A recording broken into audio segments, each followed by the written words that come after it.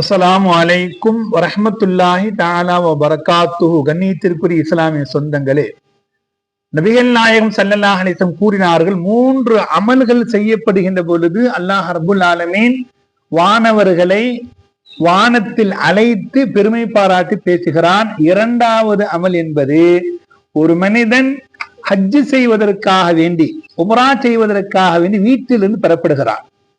பிறகு தன் நாட்டிலிருந்து சவுதி அரசாங்கத்திற்கு சவுதி அரேபியா சென்று ஜித்தாவிலே இறங்குகிறான். பிறகு மக்காவுக்குள்ளே பிரவேசிக்கிறான். எல்லாம் செய்கிறார்கள், அதுவெல்லாம் செய்திகள் அல்ல. எப்பொழுது எஹ்ராமுடைய ஆடைகளை அணிந்து அந்த அல்லாஹுடைய இறையிலும் காபத்துல்லா தவாப் செய்கின்ற பொழுது லப்பைக் அல்லாஹும்ம லப்பைக் என்கிற வார்த்தையை சொல்கின்ற பொழுது அல்லாஹ் ரொம்ப மகிழ்ச்சி அடைவானாம்.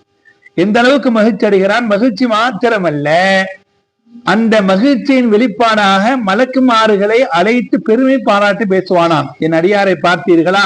நான் சொன்னதற்காக வேண்டி உம்ரா செய்ய வந்திருக்கிறான், நான் சொன்னதற்காக வேண்டி ஹஜ்ஜி செய்ய வந்திருக்கிறான். அது மாத்திரமல்ல, எல்லாத்தையும் இழந்து கஃனாடையை போன்று வெள்ளாடை அணிந்து கொண்டு என்னிடத்தில் துவா கேட்பதாக மலக்குமார்களிடத்தில் பெருமை பாராட்டி பேசுவதாக நபிகள் நாயகம் ஸல்லல்லாஹு அலைஹி வஸல்லம் அறிவிக்கிறார்கள். அல்லாஹ் ரப்புல் ஆலமீன் ஹஜ்ஜுடைய உம்ராவுடைய நசீப் அல்லாஹ் நம் அனைவருக்கும் அல்லாஹ் தருவானாக.